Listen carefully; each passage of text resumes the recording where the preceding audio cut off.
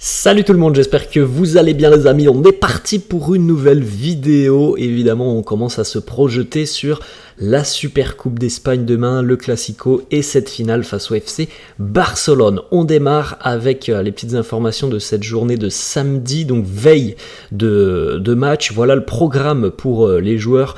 Alors entraînement évidemment aujourd'hui, ça sera cet après-midi à 16h, et puis avant on aura les conférences de presse de Carlo Ancelotti, et on connaît d'ailleurs déjà l'autre joueur qui accompagnera Carlo en conf de presse, ça sera Nacho. On enchaîne les amis avec les deux unes des quotidiens madrilènes, Marca qui consacre sa une au Dakar, et puis en haut le petit encart consacré à l'approche de cette finale, ou une finale con universos paralelos, une finale avec un univers parallèle. Le Real et le Barça s'affrontent demain. Ancelotti lui est prolongé et est donc sûr de son avenir. Xavi lui a plus de difficultés à convaincre avec le jeu de son équipe. Le Real est vu comme une équipe qui est sur une phase ascendante, alors que le Barça se cherche un petit peu. Bon, on en a parlé, je crois, hier ou avant-hier. À l'heure actuelle, l'équipe qui semble le plus à même de remporter cette Super Coupe par rapport à l'état de forme des deux équipes, c'est bel et bien le Real. Après, évidemment, sur un match, tout est possible, d'autant plus sur un Classico. On continue la une du quotidien AS qui titre Ancelotti Xavi, Montaña Russa, c'est un petit peu la même chose que Marca. Ancelotti Xavi, les montagnes russes. On a eu 8 classicos entre Ancelotti et Xavi avec des résultats diamétralement opposés. Parfois c'est le Barça qui était venu s'imposer 4-0 au Real. L'année dernière c'est le Real qui s'impose 4-0 au Barça. Donc c'est vraiment des résultats assez particuliers. En moyenne on a à peu près 3,5 buts lors de ces Barça Real. Donc voilà, c'est un match normalement spectaculaire qui nous attend demain entre les merengues et les blaugrana.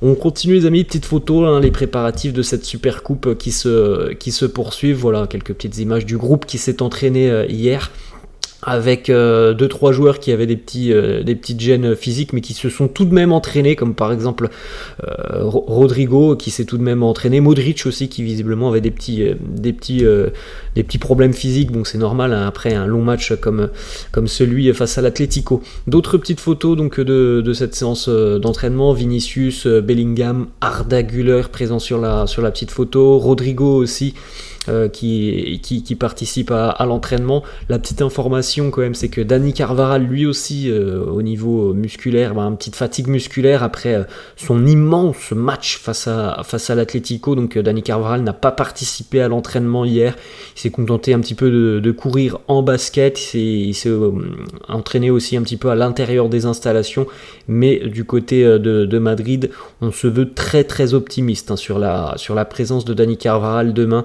et sur le fait qu'il soit apte à démarrer même cette rencontre. On continue, petite photo aussi, là ça vient de Valdebebas, regardez ça fait plaisir de voir ça, parce qu'on sent vraiment que le retour est tout proche pour le Brésilien Eder Militão, qui continue de suivre son processus de récupération. Là on le voit sur le terrain, des petits entraînements notamment avec une balle de tennis, donc le ballon, le vrai ballon, on va dire que ça va bientôt revenir pour Eder Militão, et je suis persuadé que Militão va revenir d'ailleurs un petit peu plus tôt que ce qui était prévu pour lui, parce qu'il me semble qu'on parlait, si je me trompe pas, du mois d'avril pour Militão. Je pense qu'il sera là même plus tôt que le mois d'avril, parce qu'on voit tout de même que sa récupération évolue positivement, et qu'il est, me semble-t-il, assez en avance sur la feuille de route. On continue avec une petite déclat d'Antonio Pintus, très importante cette déclat, puisqu'il nous dit l'équipe est dans une très grande forme physiquement. Déjà on a pu le constater face à l'Atlético, que l'équipe elle était en forme. On a vu la fin de match où il a fallu revenir sur l'Atlético lorsque le Real était mené 3-2, où il a fallu aussi pousser sur la prolongation, et au final on a vu qu'une seule équipe pousser lors de la prolongation, c'était le Real. Ça montre encore une fois à quel point l'équipe est prête pour la seconde partie de saison, et ça montre aussi à quel point le travail de Pintus est important.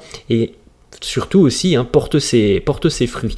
On enchaîne avec une petite information qui concerne Brahim Diaz, puisque on a enfin le compte exact. Brahim Diaz a été flashé à 33,6 km/h lors de son sprint face à Jan Oblak, et ce but assez particulier pour Brahim Diaz. 33,6 km/h, c'est quand même plutôt pas mal pour un joueur qui se dit ne pas être quelqu'un de très rapide, puisqu'il l'a annoncé en fin de match. Après le match, il nous dit moi je suis pas quelqu'un de très rapide à la course. Bon, presque 34 km/h, c'est quand même plutôt pas mal pour Brahim Diaz. On enchaîne les amis avec une petite information du côté du Barça. Une mauvaise nouvelle pour les Catalans. Rafinha ne jouera pas demain, il est blessé. Je suis pas allé voir quelle était l'étendue de la blessure de Rafinha. En tout cas, il devrait déclarer forfait pour cette finale et cette super coupe d'Espagne demain. On continue avec une petite information. C'est la première fois dans l'histoire des Classicos que le Real et le Barça seront sans leurs 2 gardiens titulaires. Ter Stegen côté Blaugrana et évidemment Thibaut Courtois depuis le début de saison côté Real. Ça n'est jamais arrivé dans l'histoire d'un Classico que les 2 gardiens soient blessés au même moment. Ensuite, une autre information justement qui concerne le poste de gardien de but. Alors chacun peut se faire son avis de la prestation de Kepa face à l'Atlético Madrid. Moi personnellement, il ne m'a pas rassuré, je pense d'ailleurs que je ne suis pas le seul. En tout cas, selon certains médias espagnols, notamment Relevo, ça ne change pas. Kepa devrait tout de même être dans les buts demain pour affronter le Barça, malgré le fait aussi que l'on a parlé, la tendance elle continue maintenant d'aller du côté de Lunin. Demain ça sera vraisemblablement de nouveau Kepa dans les buts. On continue, autre information, là c'est plusieurs médias espagnols qui se montrent déjà unanimes, ça sera Toni Kroos qui sera titulaire demain. Luka Modric devrait retourner sur le banc de touche. Il est évident que Luka n'a pas forcément gagné des points sur sa présence physique lors du match face à l'Atlético. Le but de Griezmann, c'est un petit peu aussi parce que Luka ne pèse pas assez défensivement. Et Toni Kroos, lors de son entrée, lui, il a fait beaucoup de bien pour stabiliser un petit peu toute cette rencontre. Donc Toni devrait démarrer demain. Autre petite information et duel à distance, Carlo qui hésite à l'heure actuelle entre Eduardo Camavinga et Tchouaméni au milieu de terrain. On peut le dire aussi, Tchouaméni n'a pas forcément gagné des points sur cette rencontre face à l'Atlético. Camavinga, on sait de quoi il est capable. Donc là c'est le choix de Carlo maintenant. Camavinga revient tout juste de blessure. À voir, on regardera les compos d'équipe probables évidemment. On continue, autre information sur Brahim Diaz. Lorsque le Real a obtenu Brahim Diaz de son retour de l'AC Milan, Ancelotti ne pensait pas que Brahim pouvait avoir un impact plus important que celui de Marco Asensio. L'entraîneur donc l'a relégué un petit peu à un rôle secondaire, on l'a vu notamment sur le début de saison où Brahim ne jouait quasiment pas, mais en tout cas dès lors qu'on en a fait appel à lui, qu'on lui a donné la possibilité de s'exprimer, Brahim Diaz a saisi ses opportunités, a saisi la chance, il a travaillé très dur, il est désormais un acteur fondamental et comme je l'ai dit hier, je pense pour moi que le débat, il peut se poser, le débat de savoir s'il faut utiliser Brahim Diaz en tant que titulaire. Quand je vois la forme qu'il a en ce moment par rapport au retour de Vinicius, comme je l'ai dit hier, pour moi, à l'heure actuelle, il y a débat. On continue le petit cadeau, on va terminer d'ailleurs là-dessus les amis, le petit cadeau du club d'Al Nassr à Carlo Ancelotti et Roberto Carlos qui sont du voyage évidemment.